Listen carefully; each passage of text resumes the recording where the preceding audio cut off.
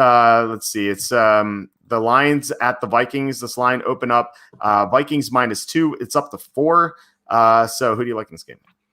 I think I like the Lions in this one. I mean, look, the Vikings just ran roughshod all over the Packers, and the Lions got killed by the Colts. I get that, but does that really necessitate a 2-point lead or 2-point move in the spread? If we think about it, like the Packers, obviously, as we've discussed, we're looking ahead to their Thursday night game against the 49ers. So I think that gives that you can excuse their performance there. And then Detroit got crushed by the Colts, who are a very, very good team. But they still scored points on that defense. They just couldn't defend the Colts offense. Now, I do think Detroit's going to have trouble with Dalvin Cook, and they are going to be without Kenny Golladay on offense, which is going to have a big impact because, as we've seen, teams without their number one wide receiver this year have had some issues. But I don't necessarily think that Minnesota is like definitely a better team than the Lions.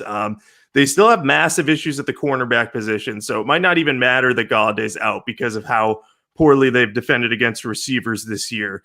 And then you just look at Kirk Cousins on offense. If the Lions can somehow at least slow down Dalvin Cook, they're not going to stop him entirely. But if they slow him down and force Kirk Cousins to make more than the 14 passes he made against the Packers last week, then the Lions are going to have a chance to stay in this game, possibly win it. And their offense should move the ball on the Vikings defense. So I'm going to be on the Lions here at +4. I just think the spread is too high.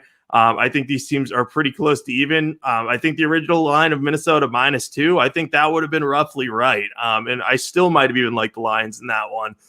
So as long as the spread is +4, I'm going to be on the Lions here. And there's no extra time advantage for the Vikings too. That's a big point. They were coming off a bye last week, I think, ahead of the game against the Packers. So that had a pretty big impact on their ability to prepare for that.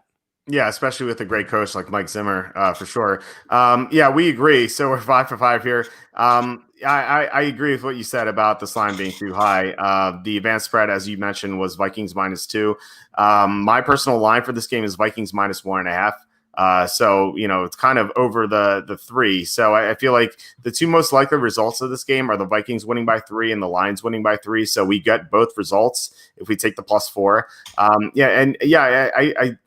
agree with your premise. Like the Vikings are coming off this big win. That was their Super Bowl, really, because they're 2-5. They're not making the playoffs. They just wanted to beat the Packers, and they did. They had a great game. Now they're favored here against the Lions, who still have a chance to make the playoffs. So I think the motivation is all on Detroit's side. And I plan to bet the Lions. And then, even knowing that Kenny Golladay was going to be out, which is kind of a bummer, but Stafford still has some nice weapons with Marvin Jones and TJ Hawkinson and DeAndre Swift. If the Lions decide to use him, they want to get swifty and use DeAndre Swift.